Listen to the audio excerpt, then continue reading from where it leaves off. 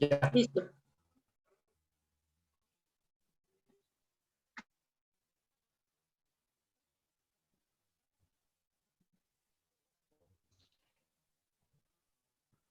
Hay aquí este aparatito, una vez que el sistema dijo eso de que la grabación está en proceso, pero lo dice en inglés, no sé por A mí qué. me preguntó si estaba de acuerdo en que grabara. Me salió un ¿Sí? recuadro. Sí. Es una nueva, a lo mejor es una nueva disposición, ¿verdad? A lo mejor Ajá. sí. Si le sale, Sí. nomás le dicen que sí y ya. Ok. Que pone ahí Zoom por cuestiones de seguridad. Y sí tienen razón, porque hay veces que a uno no le preguntan, ¿no? Sí, ¿Verdad? exactamente. Sí, sí, sí. Bueno, comento que dije hace unos minutos, cuando estábamos iniciando, que he tenido problemas con mi conexión el día de hoy. Espero que no pase en nuestro tiempo aquí y de repente desaparezca. Tengan la seguridad que no es porque ya vino el rapto, sino porque está funcionando mal mi internet. De hecho, va a venir los de la compañía para reubicar el módem, porque yo estoy acá en la planta alta de la casa y el módem está a la entrada allá abajo. Entonces, vamos a ver si reubicando el módem aquí y me pueda ya conectar directamente con un cable de Ethernet, eso se soluciona. Entonces, esperemos que no haya problemas. Bienvenidos a quienes están conectando, Ofelia, ya dijimos de Francisco, Vilma, hermano Samuel y los demás que ya estábamos un poquito conversando antes. Todos somos bienvenidos a nuestra 7ª reunión. Se ha ido rápido el tiempo. Ahí hay una mano de Ofelia. ¿Tú quieres comentar algo, Ofelia? Sí, lo que pasa Sí, adelante. es que se oye muchísimo eco cuando tú hablas. Y ahorita yo estoy oyendo, me salió el mismo letrero que a ustedes, pero se oye mucho eco, no puedo escucharte bien. Lo que pasa es que estás en 2 sesiones, mami. No sé por qué. Tú apareces doble y por eso se te regresa el eco. Ah, ok, voy a salirme en una. Ah, ok, sí, ya. Sí, por ejemplo, ahorita que habló Ruama se oyó bien, ¿verdad? Lo escuchamos bien, los demás. Sí, sin eco. Bueno, son cosas que va uno aprendiendo, ¿verdad? En estas tecnologías. Bueno, entonces estaba comentando, aparte de este problema técnico, que espero que no suceda hoy, la otra cuestión de las preguntas que surgió al final de la sesión, de si era válido cuando uno está hablando de sucesos del pasado cercano o remoto, hacerlo en presente. Y yo les puse ahí varios materiales donde se dan sugerencias, instrucciones, y que sí es válido. De hecho, se le conoce con varios nombres. Puede ser falso presente, presente histórico, y en fin, tiene varios nombres. Pero se puede hablar en presente de algo que sucedió hace muchos años, inclusive siglos, ¿no? Como si estuviera sucediendo o quien lo escribe lo estuviera atestiguando en ese momento. Ese es un recurso que nosotros podemos y debemos usar y ser conscientes de ello. Y normalmente se hace así, porque si uno escribe siempre en pasado, es muy tedioso siempre. Y llegó, y jugó, y comió, y la amó. Entonces, todo eso, pues, como que estilístico, ¿no? Entonces, por eso, esos materiales que les envié, inclusive un video, creo que nos aclara bien el punto, ¿no? No sé si tienen alguna pregunta sobre eso. Yo. Hoy, inclusive podrían hacer un experimento. Si alguno de los escritos que ustedes hicieron ya fue así en pasado perfecto, háganlo en presente. O sea, cambiar el escrito o el relato, si es así, o si es un artículo de opinión o inclusive sobre un ensayo histórico, cambiarlo a presente y a ver qué impresión su mismo escritor les da. Ahora sí, Ondina, por favor. Vaya, si estamos escribiendo en un tiempo, digamos, falso presente, por decir algo, pero de repente queremos escribir en una forma tradicional, como dijo usted, comió, bebió. La cosa es jugar con las dos maneras en el mismo escrito. ¿Se puede eso? Se puede hacer, pero depende de ustedes. Por ejemplo, hablando de esta reunión que estuviéramos, ya pasaron unos días, ¿no? Hiciéramos un relato, un escrito. Inicia la sesión y cada uno comparte lo que ha vivido o lo experimentado en la semana.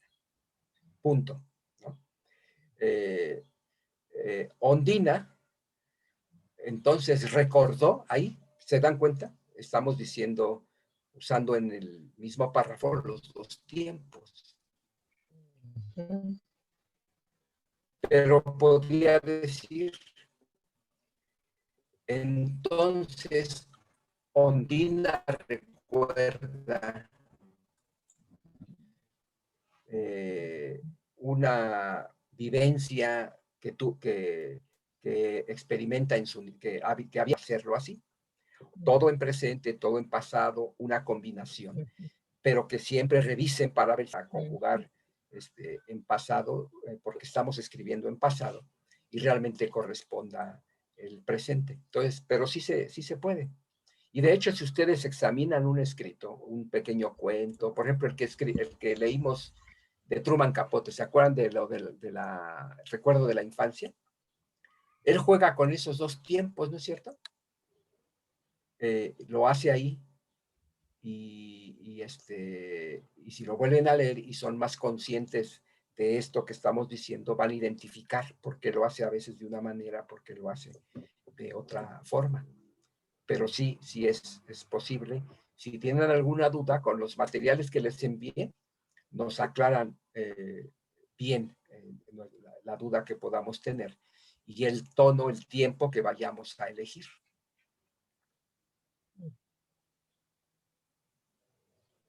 Por ejemplo, creo que casi todos nosotros nos conocemos de memoria el inicio de 100 años de soledad,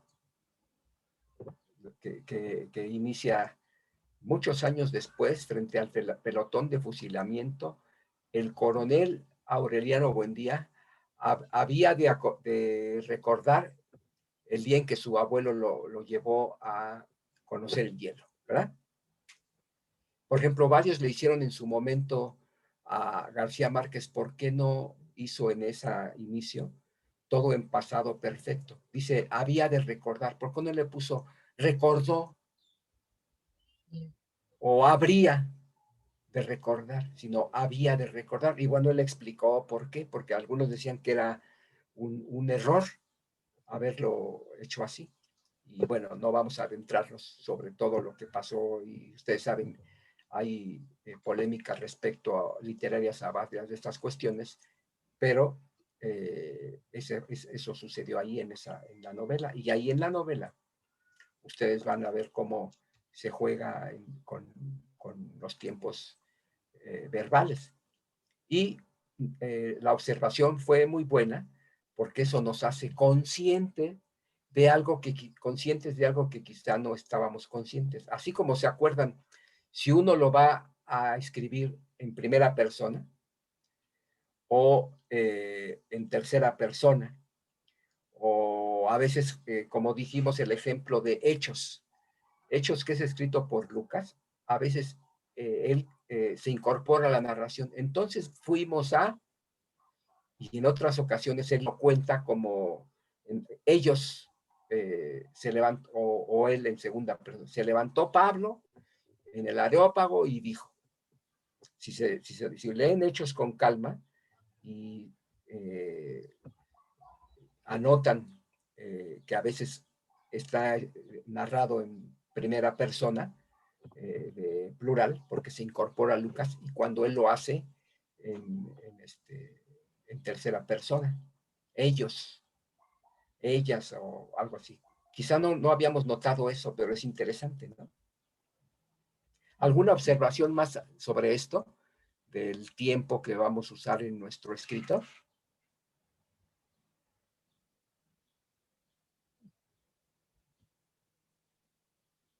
Se estaba hablando de la tal vez dificultad de escribir en presente, ¿no? Tanto el video como el otro documento que usted envió, Sí. estaban priorizando o privilegiando el escribir en pretérito, pasado más. Y estaba diciendo que la forma, bueno, que hoy día ya se está usando mucho el escribir en presente, pero que no, tiene algunas desventajas.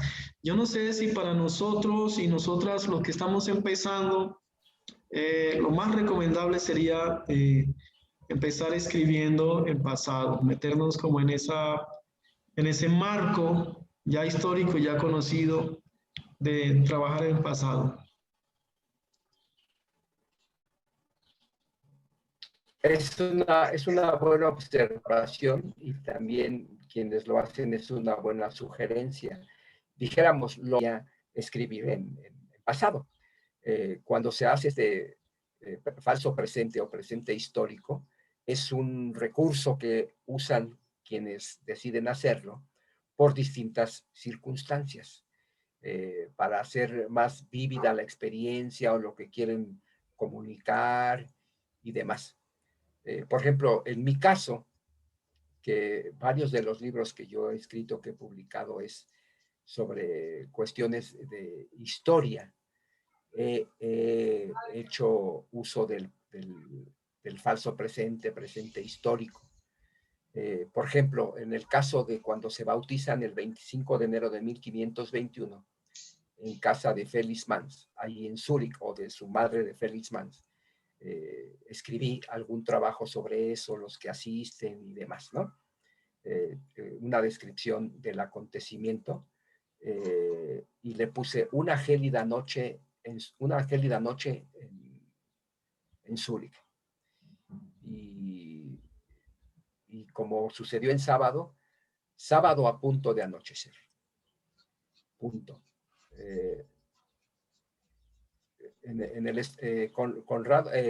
Jorge Blaurock le pide encarecidamente a Conrado Grebel que lo bautice o que lo bautizara en el nombre de Jesús. Ahí estoy hablando de un acontecimiento de 1521 en presente, ¿verdad? Como si yo estuviera ahí en la cabaña, en la casa donde esto está sucediendo y lo estoy describiendo o le estoy diciendo a alguien lo que está pasando. Es una decisión, pero por ejemplo lo que dice Francisco, a lo mejor quizás se nos puede dificultar. Y si lo usamos, esa misma descripción o esa misma narración la hacemos en pasado, en pretérito, está bien. Sábado a punto de atardecer o de anochecer en el invierno de Zúrich, punto. Quienes estaban ahí reunidos se sorprendieron porque Jorge Blaurock le pidió a Conrado Grebel que lo bautizara en el nombre de Cristo Jesús. Punto. Llevaban varios años de estudiar la Biblia juntos y llegaron a la conclusión que la palabra enseña el bautismo de creyentes. Por eso, y además por el edicto que había dado el Consejo de Zúrich, de que quienes no bautizaran a sus hijos recién nacidos en un periodo de una semana, serían expulsados de la ciudad. Quienes no tenían la ciudadanía, y encarcelados o encarceladas quienes sí tuviesen la ciudadanía del cantón. Y por ahí vamos narrando. Y si se dan cuenta, ahorita no solamente lo hice en pasado y presente, sino en tiempos compuestos, ¿verdad? Porque a veces así lo requiere lo que vamos escribiendo. Pero lo importante de todo esto es que seamos conscientes, lo hagamos consciente, qué tiempo voy a usar en determinada expresión. Por ejemplo, el condicional ahí, todavía no sucedían las expulsiones, y se dice ahí que el Consejo de Zúrich había decidido que serían en condicional ahí expulsados aquellos que no bautizasen a sus recién nacidos, de hasta X, creo, bautizados. Entonces, ser conscientes, como digo, de un elemento más. Si ya nos habíamos concientizado acerca de desde dónde lo voy a contar, que como observador, como participante, como alguien que me cuenta a mí y yo lo describo. ¿Se acuerdan cuando hablamos de el artículo este de Juan Villoro, de los 4 evangelistas? Son 4 puntos de forma de narrar, cómo recogen su información y cómo la narran. Nosotros también así lo vamos haciendo. Y esto es parte del ejercicio de ir escribiendo, que quizá antes no estábamos conscientes ni del tiempo, ni desde la óptica que lo narrábamos, pero ya con estos ejercicios que estamos haciendo ahora, sí lo estamos, y entonces ya eso nos hace plantearnos la disyuntiva de cuando vamos a iniciar nuestro escrito o cuando lo revisamos. ¿Alguna observación más sobre esto? Sí, Rama, adelante. Con permiso, que tengo una emergencia, ya vengo. Adelante.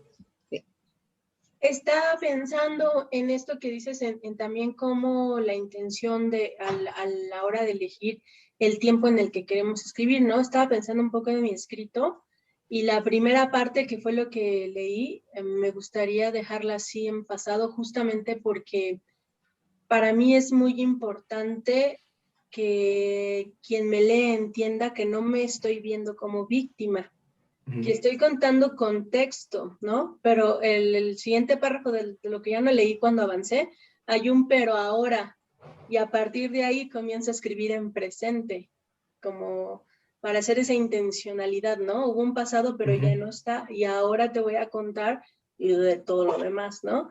Creo que también se puede jugar en ese sentido con esas intenciones, sobre todo cuando estamos tratando de contar nuestra historia e identificarnos en el tiempo presente. Sí, por ejemplo, contar esa historia y después dar el giro para decir, sin decirlo necesariamente, que eso ya no, esta experiencia ya no me hiere, por ejemplo, ¿no? Ahí lo estoy diciendo en presente.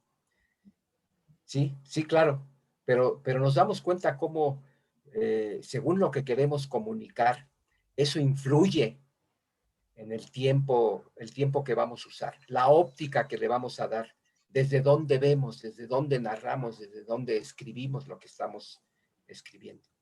Eso a veces ya uno cuando vuelve a leer lo que escribió, se da uno cuenta. No necesariamente cuando lo estamos redactando. Claro, si estamos haciendo el ejercicio constantemente, es una decisión que tomamos al principio de la redacción.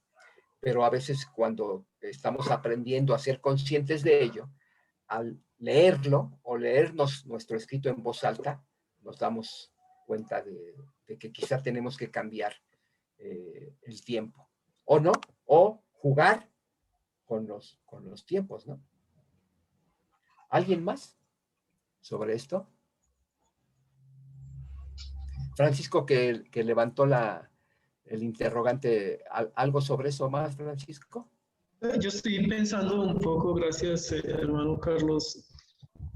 Yo soy de esa religión de los que han empezado a escribir y han dejado el escrito allí. Entonces, lo que yo he hecho esta semana es tratar de buscar mis escritos y revisarlo, digamos, con la lupa de lo que estamos viendo aquí. Y he traído otros autores cristianos. He mirado mucho a Jorge Atienza, él es un autor ecuatoriano, creo. Sí. Sí, le conoce, él trabajó mucho con UCU, Unión Cristiana Universitaria, algo así, es un programa de América Latina. Y sus escritos son muy sencillos, Pero mi visión de escribir es escribir para ayudar a la iglesia. Es como ponerme en el sentido de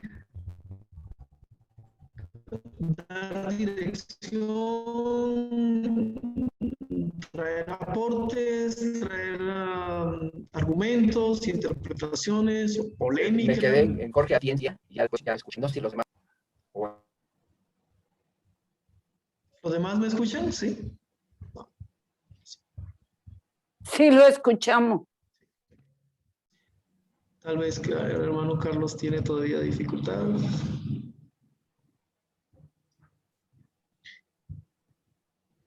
¿Ahora está escuchando, hermano Carlos? Digo, Francisco, yo perdí la comunicación y me quedé cuando estabas hablando de revisar los escritos y que leías a Jorge Atienza, y lo siguiente ya no escuché bien. Sí, decía que él es un escritor ecuatoriano y es muy sencillo en su forma de escribir, y que mi intención de escribir es escribir pensando en la perspectiva eclesial, con la intención de traer ayudas, ideas, propuestas, dirección, polémica. Polémica me refiero a lo que está viviendo Colombia en este momento, y hay muchas posturas, tanto en la sociedad no eclesial como en la sociedad eclesial. Unos están a favor y otros en contra, etcétera, etcétera. Entonces lo que yo estoy diciéndome es, bueno, si quisiera estas perspectivas, pues debería ser un tiempo presente. Solamente quiero traer esto y como ponerlo aquí. ¿Ustedes qué pensarían de eso? Bueno, esta observación que hace Francisco nos da oportunidad para introducir un concepto que no habíamos usado, que es el lector o los lectores implícitos de nuestro escrito.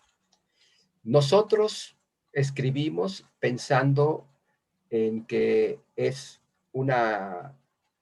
algo que vamos a compartir con determinado público. Por ejemplo, en mi caso, los artículos de opinión que escribo para La Jornada son artículos que aparecen en ese diario, en ese periódico, que tiene su comunidad lectora, son más estudiantes universitarios y gente que estudió la universidad. En su gran mayoría esa es la comunidad lectora del periódico La Jornada. Hay de otros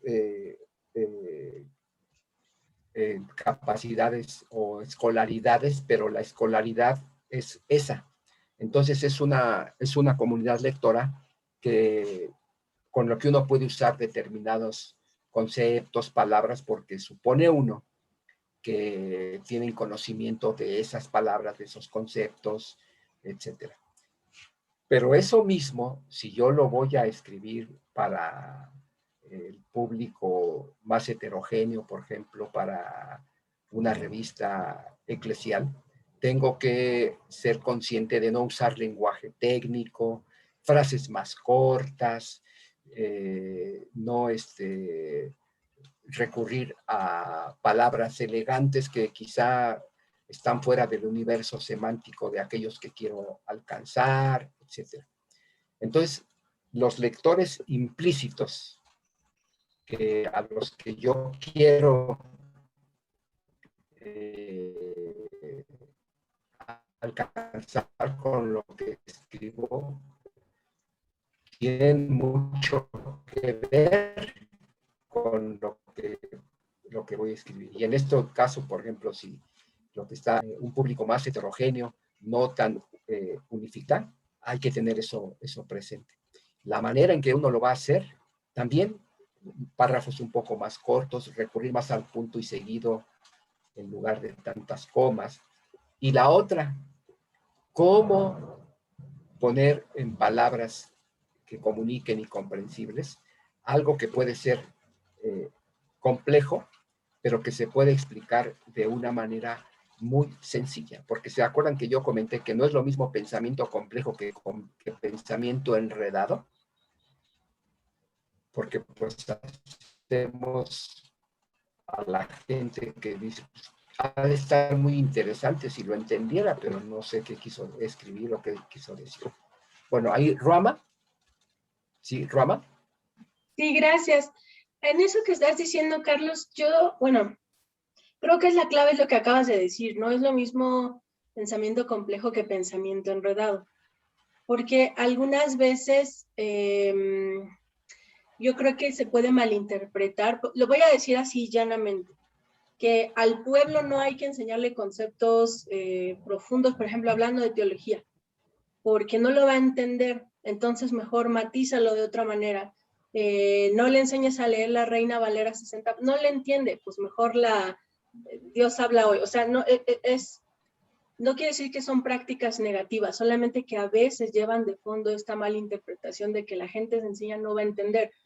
Pero yo creo que la lectura finalmente sigue siendo un medio pues educativo muy importante, y a través de la lectura nosotros que estamos aquí, que no somos teólogos, pero hemos aprendido teología, ¿no? Y es mi pensar, no podemos negar ir subiendo al lector, espero no se me malinterprete, ir subiendo el nivel del lector, el nivel de abstracción, el nivel de complejidad. Por ejemplo, como lo que están haciendo en el Café Literario de Naucalpan, ¿no?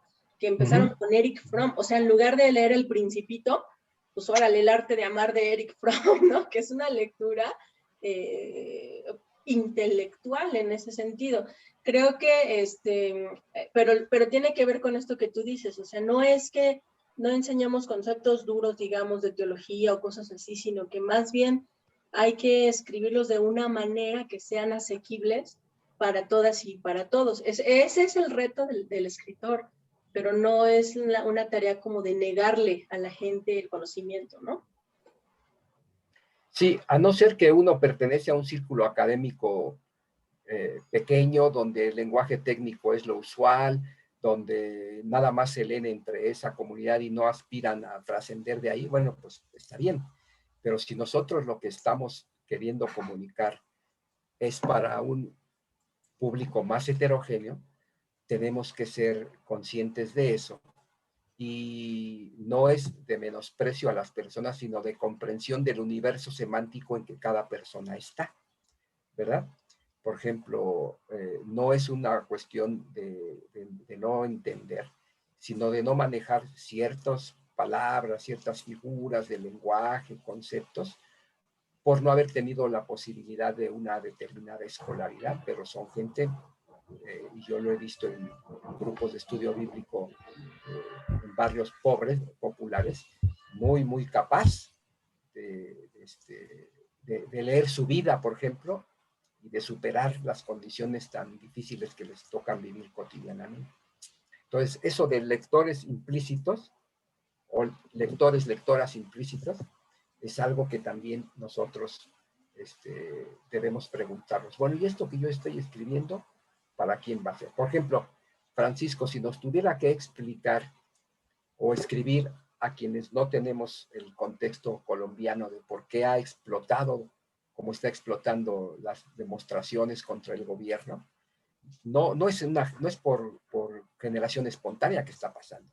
Seguro que tiene muchos antecedentes históricos que nosotros no sabemos, no conocemos, y cómo de una manera que quienes no tenemos toda esa universo vivencial y que incorporado a nosotros, porque los que viven en Colombia, que conocen eso, sí, que han vivido eso, se pueden comprender por qué está pasando, pero nosotros que no hemos vivido por esa experiencia del contexto colombiano, necesitaríamos que nos explicaran por qué está pasando lo que está pasando, ¿verdad?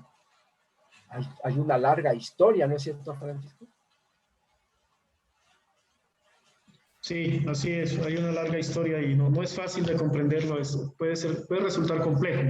Incluso para el mismo colombiano que no tiene un nivel de escolaridad importante, le es muy complejo comprender lo que está pasando.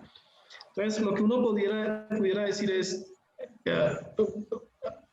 de manera simple, Colombia tiene tres problemas fundantes. Uno, la tenencia de la tierra.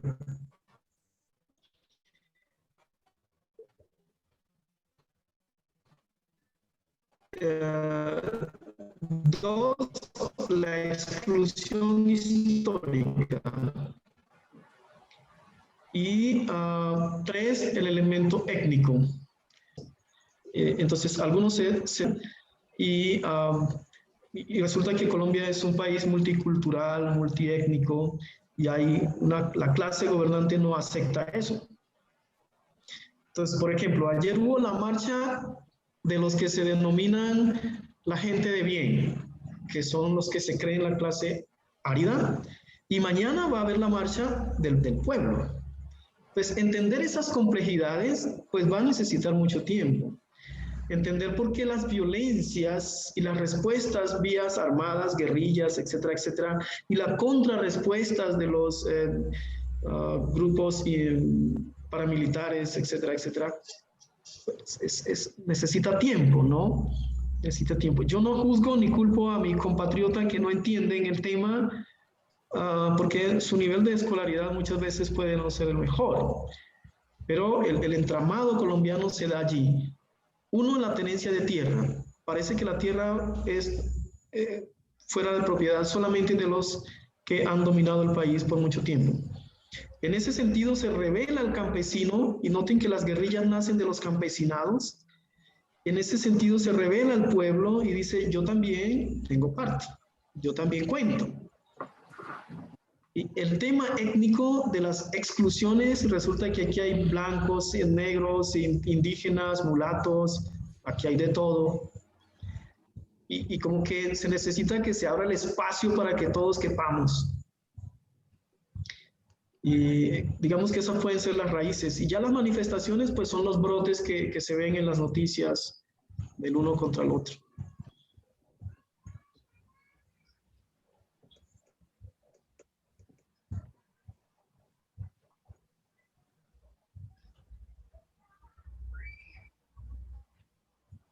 Sí, adelante. Yo no sé si con eso les confundí más o les ayudé en algo, pero solamente para tener una idea de lo que es Colombia. Interesante, Francisco. No, yo creo que... un problema que tiene mucha historia, nos explica Francisco, y lo que él hizo fue, nos presentó lo que son conclusiones analíticas de mucha información y conocimiento de la historia que llega a decir, tiene tantos componentes el problema colombiano.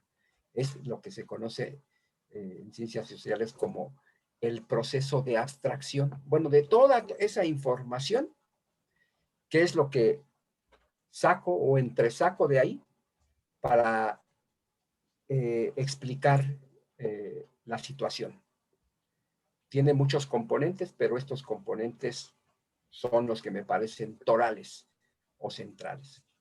Eso es una tarea que vamos también aprendiendo a desarrollar, porque hoy, en la época donde pulula mucha información, hay poca capacidad de procesar esa información, abstraer de esa información una cierta coherencia que nos permite explicar la realidad.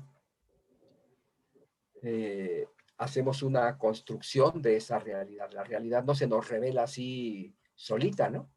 Y hasta hay un clásico de sociología de Niklas Luhmann y Peter Berger que se llama La construcción social de la realidad. Y por ahí está en PDF. Si alguno de ustedes lo quiere buscar y estudiar y leer, ese es un trabajo que se sigue usando mucho en carreras de sociología y ciencias sociales. La construcción social de la realidad. Que por ahí les vamos a poner la referencia bibliográfica por si lo quieren conseguir. Bueno, ¿alguien más? Si no, vamos a pasar a la presentación de algunos de sus escritos. Carlos. Sí. Quiero compartir en los dos temas que estábamos trabajando. Ahorita con el de Francisco, pues creo que es importante ese proceso que él quería hacer. Y pensaba así como los evangelios, ¿no? Que cada quien quiso compartir desde su mirada los acontecimientos con Jesús. Entonces, igual yo creo que ocurre con esta realidad de Colombia. Lo está viendo desde su óptica. Y como hemos visto, para escribir todo el decálogo que hay para que nos planteaba el escritor anterior que mirábamos. Jan de Vos. Jan de Vos. Entonces es interesante, así que cuando lo tenga, nos lo comparte para poder tener una idea que a veces no se comparte, no se dice. Pues los medios no lo comunican y uno está creyendo una falsa verdad, que es esta manera, que es la otra. Entonces me alegra que él pueda ánimo y yo sé que va a traer pues buenos, como decir, crear más conciencia al público que quiere llegar, ¿no? Y de repente pues es el público de la iglesia, porque hay veces en nuestras iglesias tampoco nos quieren dejar pensar, sino que ya, este es y de aquí ya no piense más. Esto es lo que decimos y ya no más, de aquí ya no. Entonces, nuestra juventud también necesita pensar y necesita vivir esta nueva realidad y afrontarla. Y yo creo que eso va a servir mucho. Y lo otro es con lo que hablamos de los falsos presentes, sí. Falso, ¿verdad? Algo que leía era que eso como que le da un matiz a la escritura, que lo hace sentir como que ya pasó, pero que también lo puedo vivir ahora. Y que el escritor le favorece eso, pues, de que de repente estás inmerso en los acontecimientos que se están contando ahí. Y pensaba que a veces nuestra forma que nos enseñan español, en las clases de español, viendo esa estructura de que, bueno, si ya pasó, hasta le enseñan a conjugar los verbos en pasado. Usted no puede escribir en presente lo que ya pasó. Presente, pasado, presente y futuro. Y le recalcan y están, hasta le marcan malo si uno se equivoca. Entonces me encanta eso, como ahora se puede jugar con esa forma. Entonces es como romper con un tradicionalismo de escribir. Sí, bueno, gramaticalmente hay que aprender la correcta conjugación, ¿verdad? Pero esto ya a la cuestión de escribir son ciertas libertades que se da uno para tratar de lograr ciertos efectos. No es que estemos despreciando, dijéramos, la manera correcta de los tiempos verbales, sino es una herramienta para tratar de comunicar de determinada forma lo que estamos escribiendo. Muchas gracias. Bueno, en la semana, cuando terminamos la sesión anterior, hay quienes habían enviado ya escritos y han avanzado. Por ejemplo, Leti Portillo ya lleva por lo menos 3, y no sé si ya está en un cuarto, de lo que llamó esbozos, del cual nos leyó primero lo del café literario. Y esta Denise, pude estar intercambiando con ella ahí por el chat lo de su escrito, y lo que ella compartió que la motivaba a escribir lo que está escribiendo, me pareció muy interesante.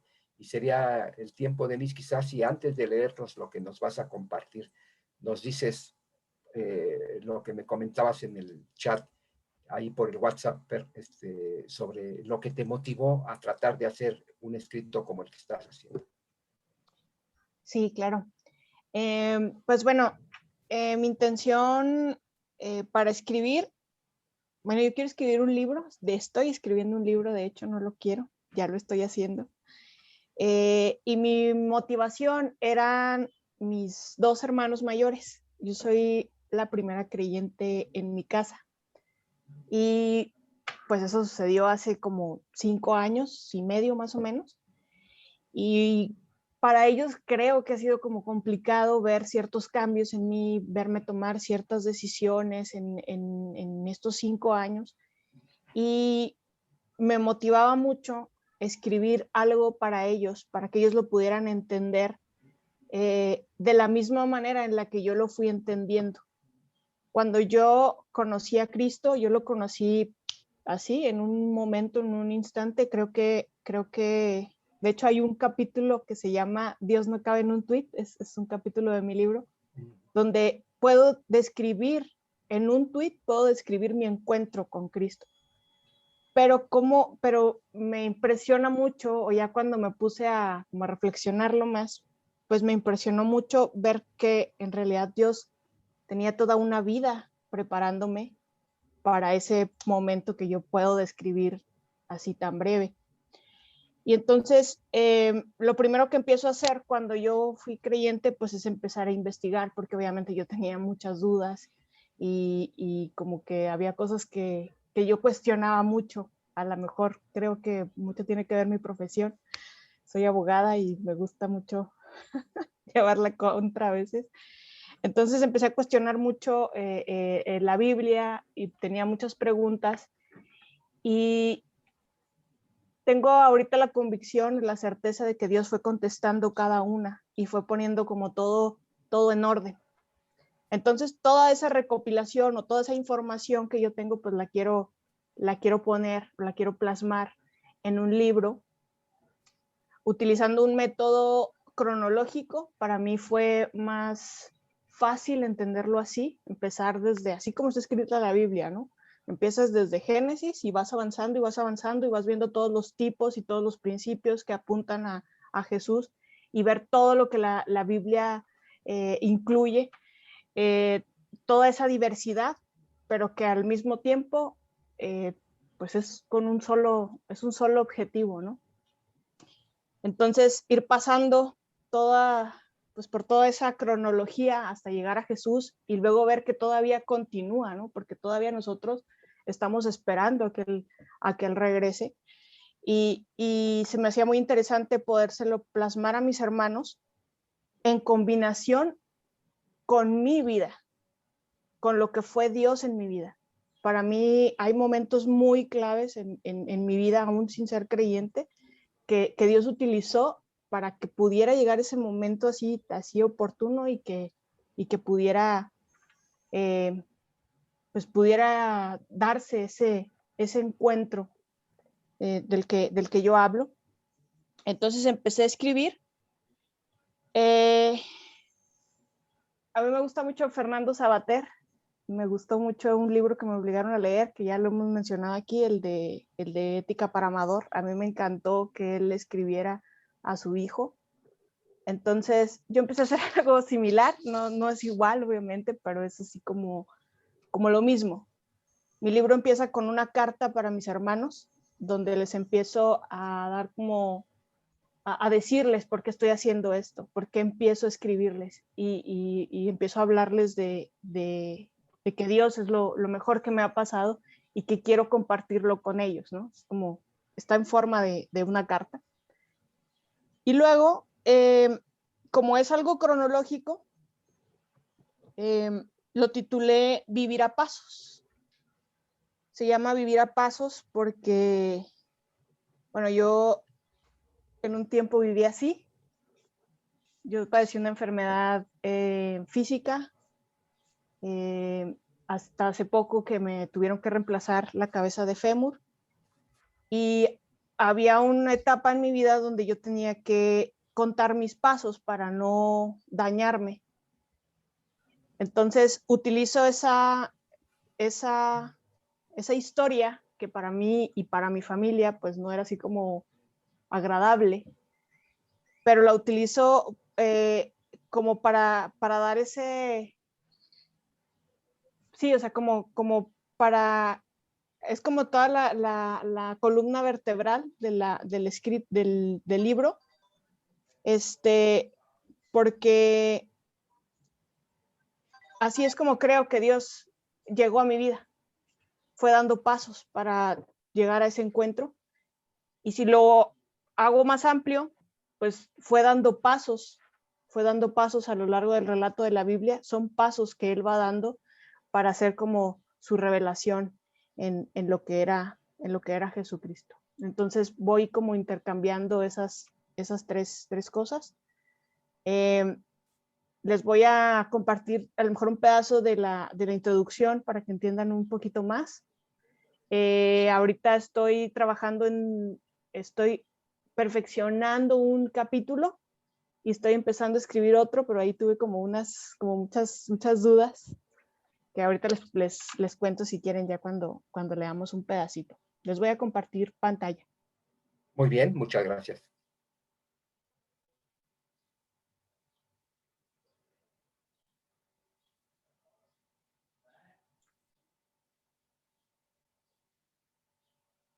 Bueno, este es el libro, se llama Vivir a Pasos, una bitácora de viaje. Estos son los capítulos que tengo pensado desarrollar. Algunos los tengo ya bien hechos, otros no. Y bueno, esta es la carta que les comentaba. Pero les voy a compartir un poquito de lo que es la introducción.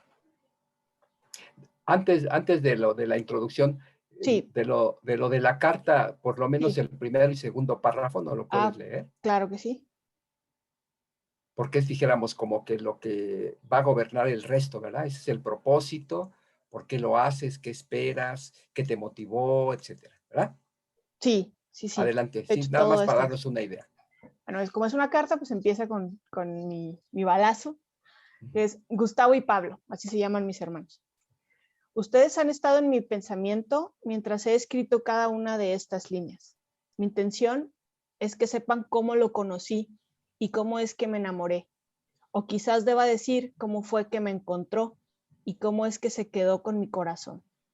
Porque en mi caso se trató de un momento único. Yo no lo buscaba, no lo esperaba, ni siquiera lo quería, pero sucedió. Quiero que sepan, Gustavo y Pablo, que Dios es lo mejor que pudo pasar. No les hablo sobre una religión, ni un placebo, ni un amigo imaginario, ni una pronta explicación de lo inexplicable. Tampoco de un montón de reglas aburridas para seguir, ni de un concurso de actos de bondad o de un termómetro para medir la moralidad de cada ser humano. Como quizás ustedes, al igual que yo, se habían imaginado. No, mis hermanos bellos, ahora he podido constatar que él no es así. Y bueno, ya el otro poquito de... Gracias. Ahora sí, entonces, donde das tu justificación, por qué, y todo lo que comentamos. Bueno, ahora sí, empieza. Ese es el título, ¿verdad? Aquí es como le estoy explicando por qué se llama así. De hecho, ese es el balazo. Vivir a pasos. Le di este título a mi libro porque, aunque ustedes no se dieron cuenta, Gustavo y Pablo, hubo una época en mi vida en la cual tuve que vivir así. Antes de explicarles exactamente por qué, intentaré hacerles recordar dándoles un poco de contexto. Como ustedes ya saben, a los 11 años padecí una enfermedad de nombre Legg-Calvé-Perthes. Sí, yo también sigo batallando para pronunciar y recordar el nombre. Esta es una enfermedad silenciosa y rara que surge en la etapa de crecimiento, es difícil de detectar y se desconocen a profundidad sus causas. Por lo que he podido aprender de ella, hay ocasiones en las que ni te das cuenta de que la tienes, y como es únicamente en la etapa del crecimiento, una vez que concluye, la enfermedad se va dejando secuelas. Si me preguntan, me hubiera encantado ser de esos casos de éxito donde ni siquiera sabes que la padeciste o que las secuelas son prácticamente nulas. Pero para mí no fue así. Nos enfrentamos a esta enfermedad sin tener la menor idea de qué era y qué iba a pasar. Es más, no nos enteramos del verdadero diagnóstico hasta después de mucho tiempo. Lo supimos hasta que cumplí 20 años. ¿Recuerdan? Y hablo en plural porque aunque yo la padecí físicamente, esta enfermedad nos vino a cambiar la vida a todos en casa, incluyéndolos a ustedes dos. Todo comenzó con una inflamación de las anginas cada 2 semanas. Después vino una inflamación en mis rodillas, codos, muñecas, tobillos, cuello, hombros, dedos, todas las articulaciones. Tómense un minuto para ver su cuerpo y presten atención a todas sus articulaciones, hasta las más pequeñas. Todas estaban inflamadas y me causaban mucho dolor. La temperatura de mi cuerpo cambiaba de manera súbita sin que yo me diera cuenta. En este momento podía estar bien, pero al siguiente estaba a punto de llegar a los 40 grados. Era una locura, principalmente en las noches. Visitamos a los mejores médicos de todas las especialidades, escuchamos a todos los curanderos que conocimos, hicimos todos los remedios que nos recomendaban. Para nosotros no importaba si era simple, complejo o lógico. Estábamos desesperados porque nada funcionaba realmente. Llevar varios tratamientos no era algo barato, así que nuestro papá tuvo que salir a trabajar fuera del estado para que la falta de recursos económicos no se convirtiera en un impedimento para la recuperación de mi salud. Estoy agradecida porque nunca lo fue. Pero esto ocasionó que él solo estuviera con nosotros los fines de semana. Eso sí, a todos nos consta que él nunca faltó.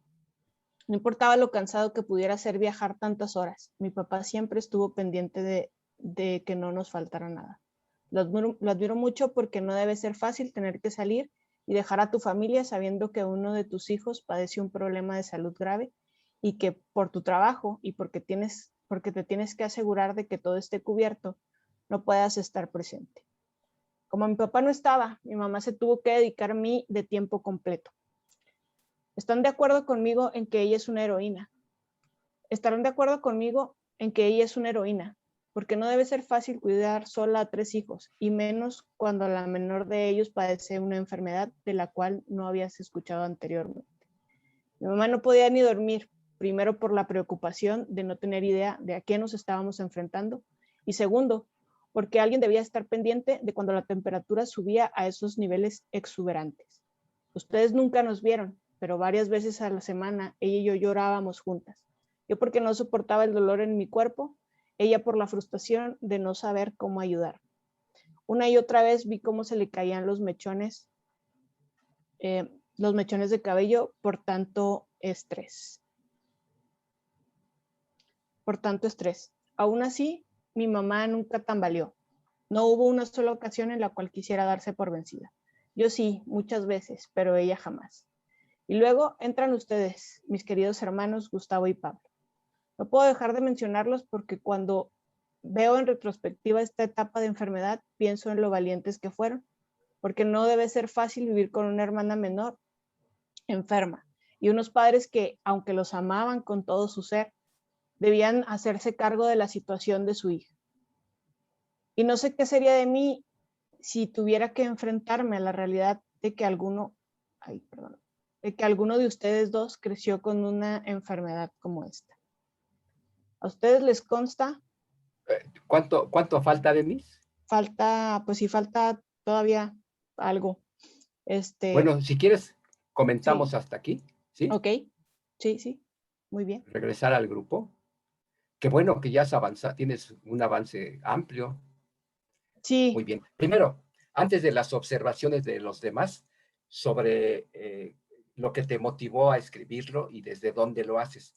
Yo también, el primer libro que leí fue el que también leyeron ahí en el café de Fernando Sabater, el que leyeron ahí en el café literario con Leti Portillo, que de Ética para Amador.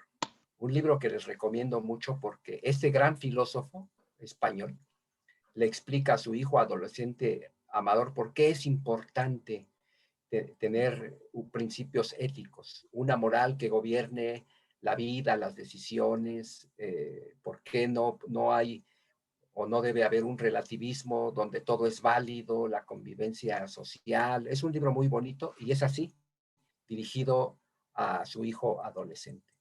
Después escribió otro libro con el mismo recurso que se llama Política para Amador.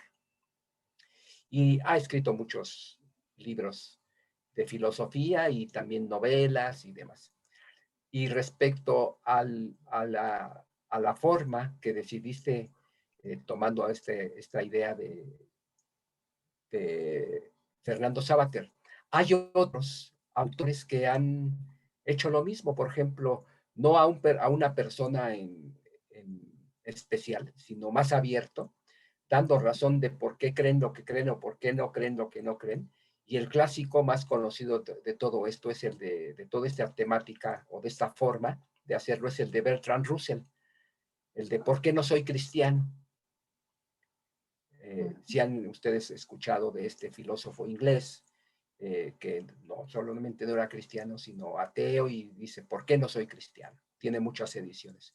Pero después, desde una perspectiva cristiana, hay quienes han hecho lo contrario. ¿Por qué si soy cristiano? Por ejemplo, hay un libro de John Stott que tiene ese título, donde él da razón de ser por qué es cristiano y explica a un público amplio qué significa ser cristiano y demás. Otro escritor que ha usado esta técnica para compartirle a alguien determinadas ideas técnicas y demás es a un personaje ficticio que crea Mario Vargas Llosa en un libro que se llama Cartas a un joven novelista, donde él le está respondiendo a un escritor joven sus dudas, qué le aconseja, y entonces, aunque no existió el personaje real, él lo crea, sí tiene muchos que le han hecho ese tipo de preguntas y responde ahí cómo narrar, por qué hacerlo, técnicas y demás, que también esto se los voy a poner allí en la bibliografía, no se preocupen ahora si alguno de ustedes quiere recurrir a esas herramientas, es una forma. Bueno, esa en cuanto a lo que decidiste, Denise, es muy válido, tiene historia y siempre es un buen recurso. Aquí le estás explicando a tus hermanos, Gustavo y Pablo, pero tu público va más allá de ellos, ¿verdad? O aspira a llegar más allá de ellos. Pero ahora sí, ya sobre lo que nos leyó Denise, lo que hemos hecho observaciones con otros y otras que han presentado aquí, lo que escriben, el inicio, lo que va comunicando, todo eso. ¿Qué les pareció?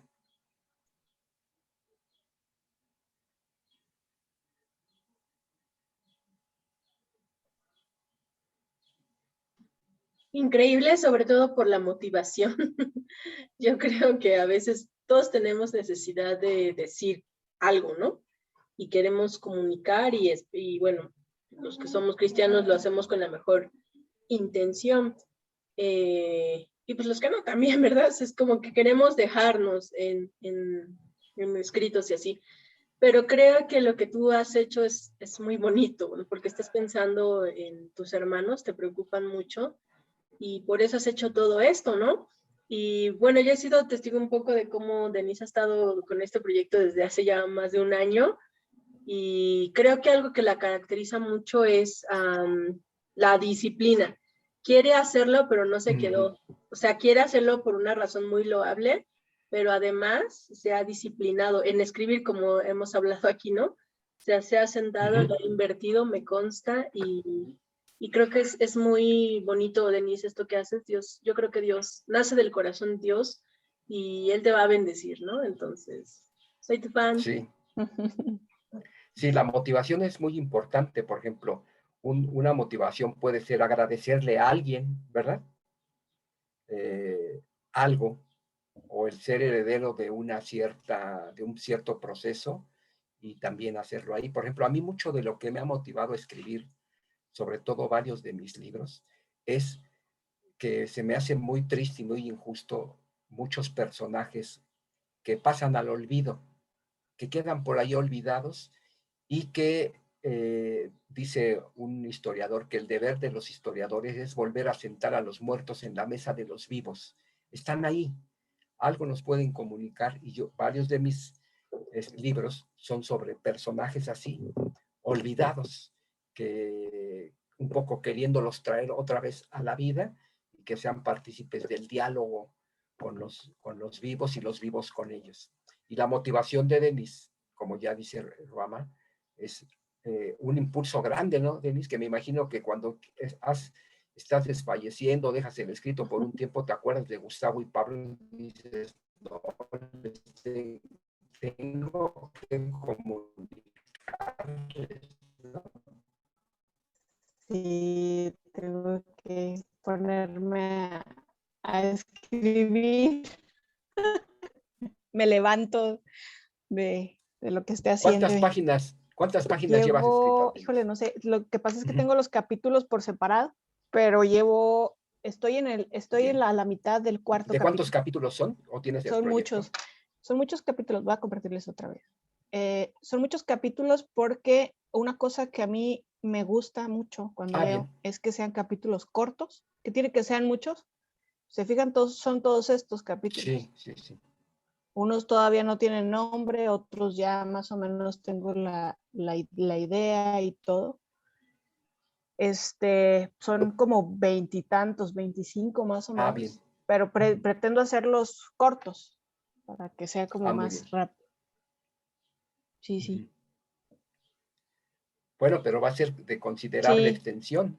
Si aunque fueran 3, 4 páginas cada capítulo y son 20, son considerables, ¿no? Sí, pues la idea es ir combinándolo con partes de historias mías, ¿no? Que hacerlo como más, pues enganchar al lector.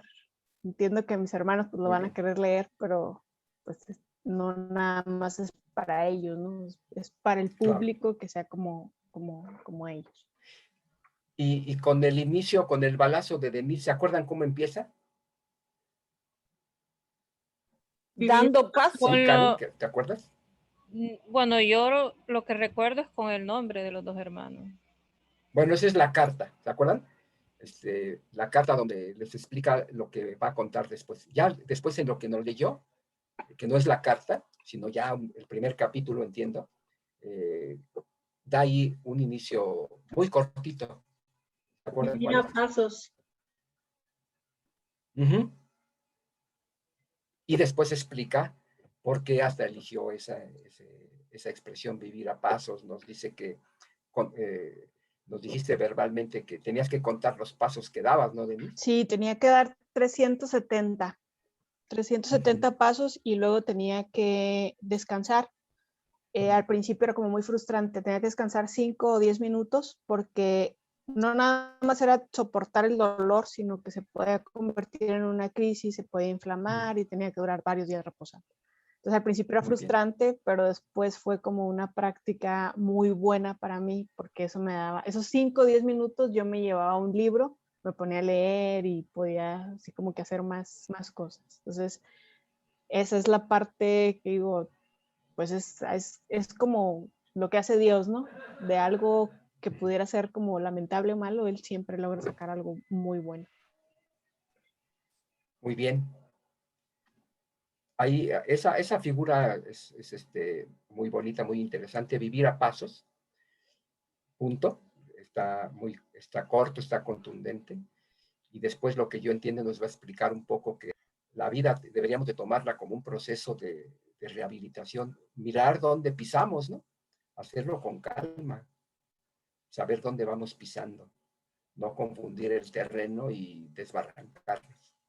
¿Alguna otra observación sobre lo que nos leyó Denise? Algo que veo es cómo lo va narrando de una manera que a todos nos lleva a conocer lo que pasó. Aunque lo diga a sus hermanos, como recordarles, pero es como para todos ubicarnos en ese acontecimiento. Y me gusta la forma que lo va haciendo de confianza. Entonces, con lo que ella va leyendo, nos va dando como, va abriendo puertas de la vida de ella, de manera que nos está dando confianza, querer saber más. Queremos saber más ahora. Nos está dejando, ¿qué pasó? ¿Qué va a pasar? Con esa curiosidad. Entonces, sí, creo que lo va logrando. Sí, qué bueno. ¿Alguien? Lo que me gustó ¿Otra observación? ¿O que les haya dado alguna idea?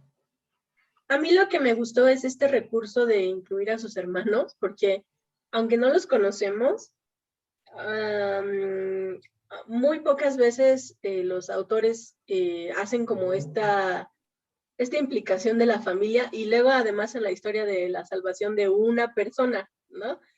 Pero como ya cuando Denise está diciendo, y ustedes estuvieron ahí, ustedes me ayudaron, ustedes vieron, o sea, no solamente para sus hermanos, sino para nosotros también nos deja ver que finalmente no fue algo que ella viviera sola, incluso su encuentro con Dios no fue algo que ella viviera en aislado, ¿no? Sino que ahí estaban ellos ahí, ¿no? En la sala, a lo mejor ahí todos reunidos, no sé, después de una consulta. Y eso que ella tiene también puede ser para ellos, ¿no? O sea, eso me gusta mucho, pues, que su escrito es como súper incluyente. Sí, que la acompañaron y otros se sacrificaron por ella, ¿no es cierto? Sí, sí, ¿Verdad? esa Se es la desgastaron idea, por ¿no? ella. Y es parte, obviamente, primero es pues la gloria para Dios porque todo lo que hizo conmigo, pero también darle como ese reconocimiento a mi mamá, a mi papá y a ellos, ¿no? Que estuvieron ahí estaban en un ladito, a lo mejor no lo veían todo, no podían verlo todo, pero ahí estaban. Yo quiero platicarles qué es lo que yo estaba viviendo en este momento, que ellos lo puedan ver. Y pues obviamente todas las demás personas que lo vayan a leer también. Muy bien. Karen y luego Ofelia, por favor. Pues casi ustedes dijeron lo que iba a decir. Yo lo miré un compartir bien participativo, porque si bien es cierto, ellos vivieron parte de la experiencia, cuando estás hablando, le estás compartiendo en tu momento. Yo miré mucho agradecimiento o percibí agradecimiento, percibí mucho amor, percibí el hecho de decirles, estuvieron aquí conmigo y me lo hicieron sentir, porque al hablar del sacrificio, o sea, creo que no usaste la palabra sacrificio, pero no. Ahí estaba. Entonces, y estabas como reconociendo el sacrificio, el compromiso que tenían como hermanos, perdón, y a la misma vez las carencias que trajo ese sacrificio. Y eso me gustó, me hizo recordar varios momentos de mi vida, que una vez las 4 hermanas empezamos a contar una misma cosa de las diferentes puntos de vista. Yo estaba en otra ciudad, la otra y concordamos ahí algo que habíamos vivido en familia. Entonces eso me hizo sentir casi como que estaba diciéndoselo cara a cara. Y eso me gustó, mucha calidez. Entonces, qué bonito, dije yo, qué bonito que una hermana le haga eso a sus hermanos. Y a la misma vez que invite pues a la sala de la casa a otras personas. Entonces eso me gusta. Gracias. Sí. Ofelia, por favor. Bueno, son 2 cosas. La primera es que Abuelo de Pájaro, yo cuando Denise nos mostró el índice, donde el título que le da a los capítulos, o sea, de ya quiero leer tu libro, Denise, porque por ejemplo pude ver ahí la alfombra roja, ¿no? Sí. No sé exactamente a qué se está, porque no alcancé a leer y pude leer otro título ahí que decía la firma de no sé qué. Yo dije, wow, la creatividad no común de poner un título a un capítulo bíblico y decir, eso ya como que dices, ¿de qué va a hablar cuando está hablando de la alfombra roja? Por un lado, ¿no? Eso es en cuanto al índice, lo que pude pescar así, pero me encanta muchísimo la manera en cómo Denise está hablando de su propia experiencia y siendo incluyente. Y pensaba yo que este libro puede ser un excelente recurso por el tiempo que estamos viviendo hoy, de pandemia, de mucho sufrimiento, de crisis en las familias. Me parece que también puede ser un buen recurso, a lo mejor Denise no se lo propuso, evangelístico, para que cuando otras personas lo lean, por todo lo que él está hablando, Y algo que a mí me llama la atención en este título que ella ha elegido en cuanto a los pasos, es como Dios se hace manifiesto paso a paso, pero también a través de la familia, a través de sus hermanos, a través de su papá que tuvo que salir a trabajar, a través de su mamá que le dio acompañamiento por las noches. Es decir, ese era un paso de Dios en la persona, como en algún momento algunas de nosotros aprendimos, era el rostro de Dios en piel humana, ¿no?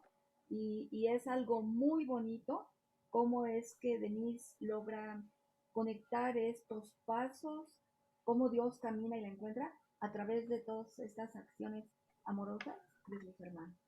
Entonces son como estas dos cosas, ¿no? Y también algo que me llama la atención, ella mencionó el tiempo que tiene de conversión, que digamos, a lo mejor comparados con algunos de nosotros, no es mucho, pero mis respetos, Denise, para ti, el impacto tan fuerte y la sensibilidad de contar tu experiencia, yo no la sentí victimizada, la sentí una mujer plena, que camina más hacia la plenitud, hacia la completud de esta liberación que Jesús nos ofrece. Así es de que, bueno, son como esas tres cosas que yo puedo observar apenitas en los capítulos que ella, en la parte del capítulo que nos está compartiendo, ¿no? Así que, bueno, gracias, Denise. Oh, gracias. Pues me puse muy contenta con lo que acaba de decir porque quería decir que le entendió perfectamente. Esa es la intención, es una intención evangelística, por supuesto, ellos no son creyentes, entonces obviamente esa es la idea, utilizarlo como un recurso evangelístico. Y efectivamente es eso, ¿no? Es ver a Dios cómo va dando pasos a lo largo de toda la historia que viene a contarnos a través de la Biblia, pero también a través de mi vida.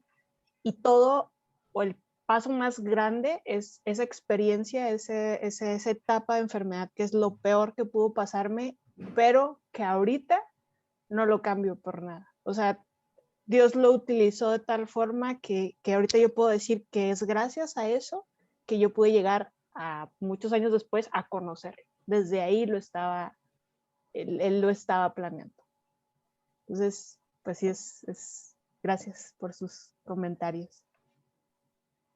Me voy a apurar. Muchas gracias, Denise.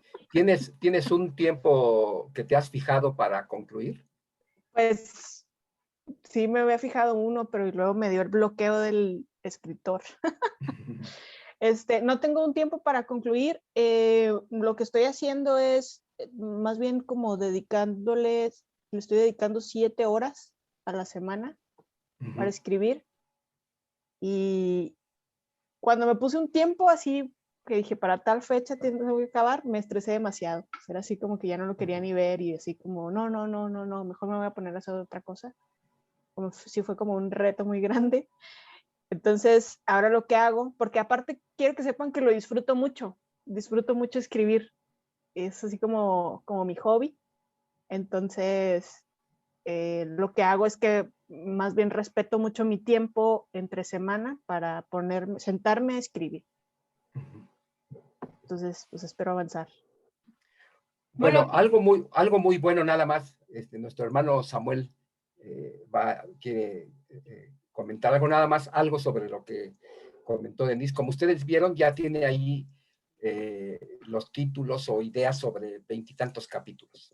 Eso ya es un gran avance, porque si estás bloqueada, por ejemplo, en el capítulo 5, a lo mejor puedes decidir, ahora estoy un poco con más ánimo, más información, más disposición, lo que sea, para escribir el 19, ¿verdad? Uh-huh. Esa ruta que tienes, que quizás se puede modificar, pero que ya en sustancia está ahí, te ayuda, porque en efecto a veces no siempre uno va en orden, sino puede ir como en los rompecabezas, ¿verdad? Lo importante es el resultado final. No tenemos que poner las piezas de rompecabezas necesariamente, primero todas las de arriba y luego todas las de abajo y demás. Yo me gustaría ser así, como tú, Denise, de tener ya un capitulado, toda una ruta y demás. Y más bien yo soy que conforme... Ay, perdón. ¿A dónde está? Ya. Yo soy más bien así que voy escribiendo lo que más o menos me viene, no tanto a la mente, sino como para contar la historia. Les comento, por ejemplo, que uno de mis libros, que es la historia de un sacerdote católico en la Ciudad de México en 1868, que se pone a leer la Biblia, se convierte, rompe con la Iglesia Católica y todo un sismo que causa en la Ciudad de México en esa época, 1868 en adelante. Realmente lo fui escribiendo así y ya al final, con lo que escribí, dije, pues esto va en este capítulo, en otro y demás. Me gustaría tener más claridad así como ya la tiene Denise, pero bueno, quizás un poco en esa manera de sentarse a escribir se refleja también nuestra personalidad. Los que somos más caóticos nos cuesta trabajo pensar en capitulado, ¿no? Y qué bueno que tú tienes esa tendencia, Denise, porque es una buena ayuda. Con eso me ayudó mucho Ruama. Al principio le estaba dando cuentas a Ruama, ahorita nada más pienso en ella y me pongo a escribir porque sí, tenía alguien, no soy tan disciplinada, lo que pasa es que sí,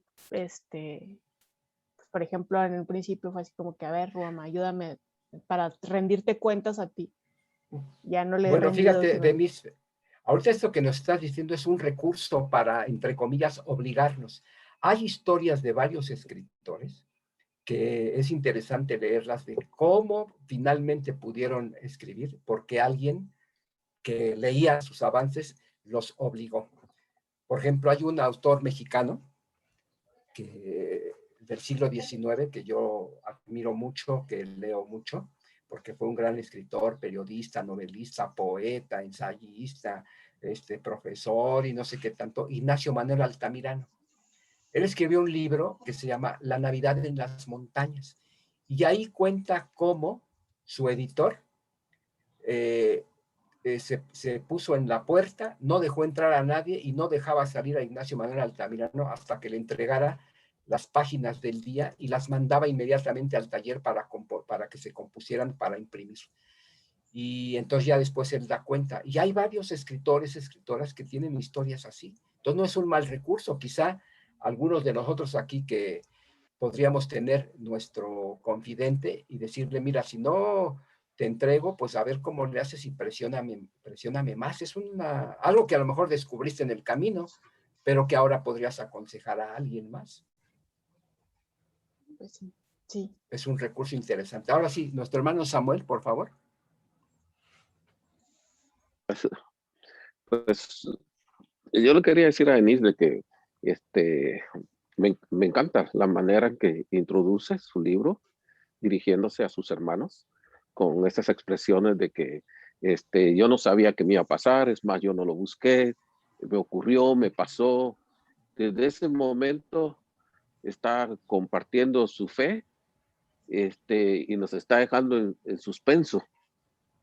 Pero luego nos comienza a relatar ese proceso tan difícil que pasó con su salud.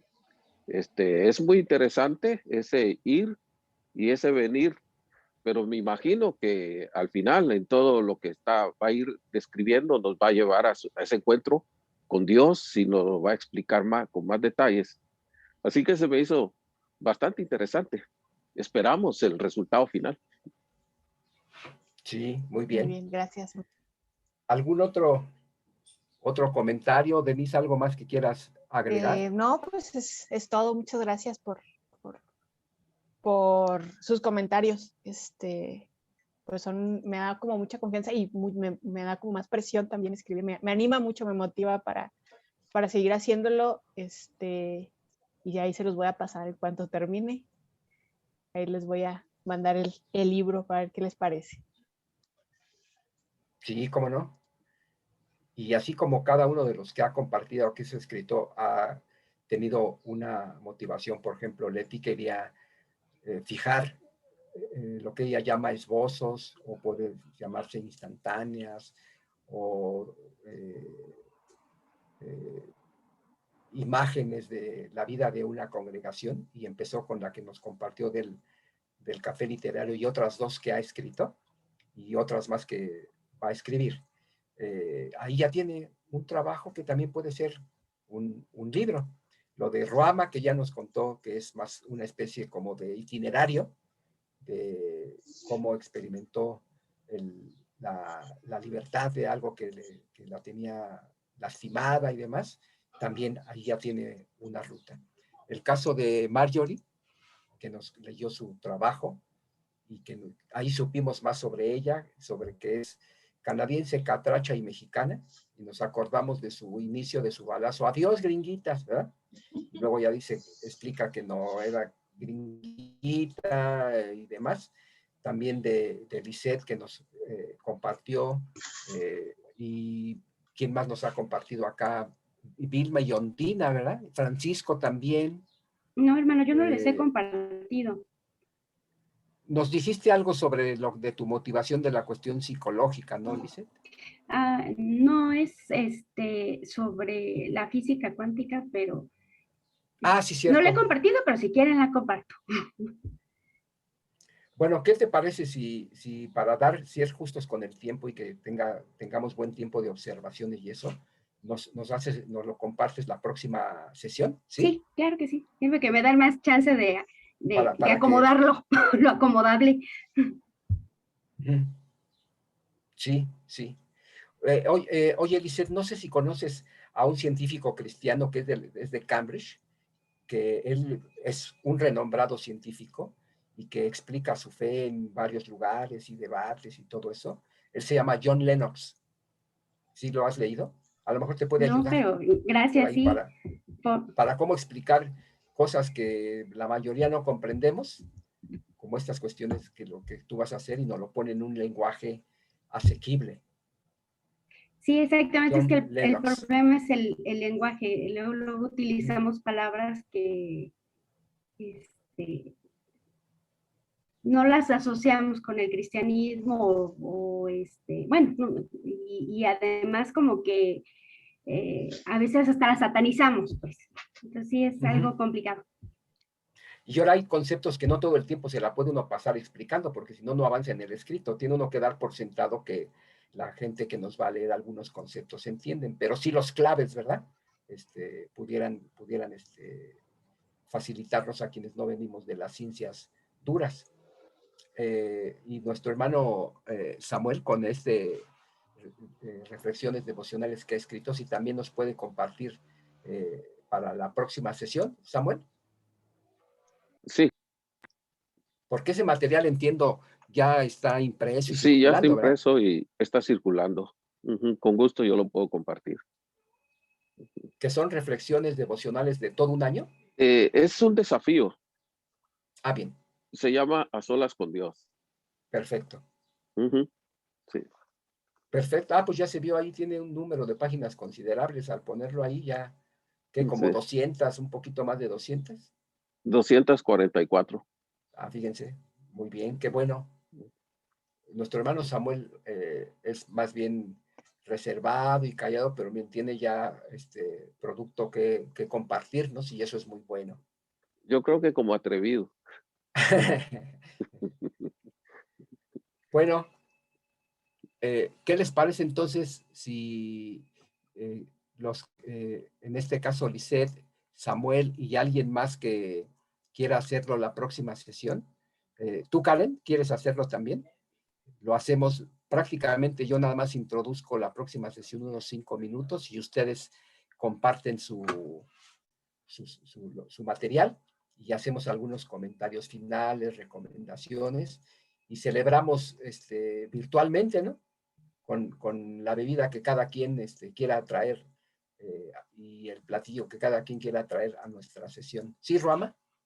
Carlos, a mí me gustaría mucho que nos pudieras compartir igual la próxima sesión así en un chiquito, como algunos tips o algunas recomendaciones de a dónde podemos llevar nuestros escritos, en dado caso que queramos realmente publicarlos, ¿no? Tú ya tienes mucha experiencia, pero vemos algunos que están así de chin, ¿y a dónde voy ahora? ¿No? Entonces. Sí. ese es un buen mexicanismo, chin, ¿verdad? ¿A dónde voy ahora? Sí, cierto, esa parte, dependiendo de la naturaleza de mi escrito, a dónde lo puedo llevar, ¿verdad? Yo les digo una cosa nada más como comentario. Fíjense que en varias publicaciones, revistas, o en este caso La Jornada, antes escribí en el 1+1, periódicos de un estado mexicano que es fronterizo con Guatemala, en Chiapas y otros lugares, me han dicho, oye, ¿y no hay otros que crean lo que tú crees? Porque aquí hay espacio para que publiquen. Uno de ellos, un escritor que tenía la sección de opinión en La Jornada, muy famoso por ser un ogro, alguna vez me dijo, oiga, ¿y por qué no le dice a otro como usted, que es pastor, que aquí hay espacio para darles duro a esos curitas? Era muy anticlerical, ¿no? Entonces, dice, aquí hay espacio. En la prensa secular hay más espacio del que creemos para que expresemos nuestra opinión. Pero sí, qué bueno, Ruama, que esa observación hiciste. ¿A dónde puedo llevar o a dónde puedo presentar lo que estoy escribiendo? Esa es una muy oportuna observación. Para que no quede así, sí, escribir para publicar, pero ¿y dónde? ¿Verdad? Muy bien. Bueno, pues muchísimas gracias. Yo por ahí pongo la bibliografía que se comentó y de los modelos estos como el que siguió Denise, de dar razón de lo que creen o no creen a otros. Y si ustedes los quieren conseguir leer, bueno, pues sería bueno, me puede ayudar. ¿Sí? Yo subí ahí un cachito de la cartas a un novelista. Bien. Y también el de Berger y Luckman, ¿cómo se llama? La construcción. De la realidad social. Muy bien. El de Vargas Llosa, de Cartas a un joven. Pero es un fragmento. Sí.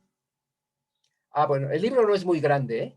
A ver si lo hallamos por ahí completo, pero son así cartas ficticias a un aspirante de escritor, y él le comparte ahí toda su experiencia de una manera muy pedagógica, muy clara y muy práctica. Y bueno, también si Leti quiere en el grupo, lo ha hecho en el correo electrónico, pero para que todos conozcan los avances que llevas, Leti, por lo menos tienes 3 esbozos, ¿no? No sé si ya tienes un cuarto o más. ¿Ya tienes más? No, sigo con el tercero porque creo que creció más de lo que yo había considerado. Muy bien. Fíjense que eso que está diciendo Leti es interesante. Los escritos tienen vida propia, como que le gritan a uno, oye, me falta más. Aquí das por sentado ciertas cosas, pero nunca las explicas o las narras o las ilustras. Eso es otra cuestión, ¿no? Como algo que nace de nosotros, a su vez llega a tener autonomía o cierta autonomía. Nos dice, no, aquí sí, nos va marcando el rumbo. Eso es interesante también. Pero lo hace cuando lo externamos, ¿no? Eso es lo que dice Juan Villoro en su libro, del libro salvaje. ¿No? ¿Cómo ¿En va cuál? En el libro Salvaje.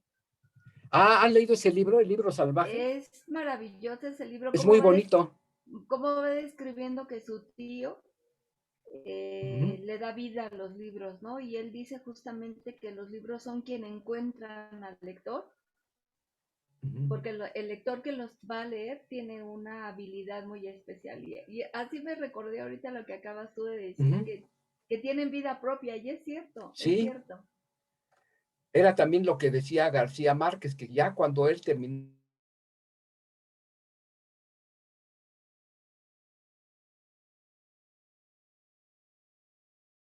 Te congelaste, Carlitos.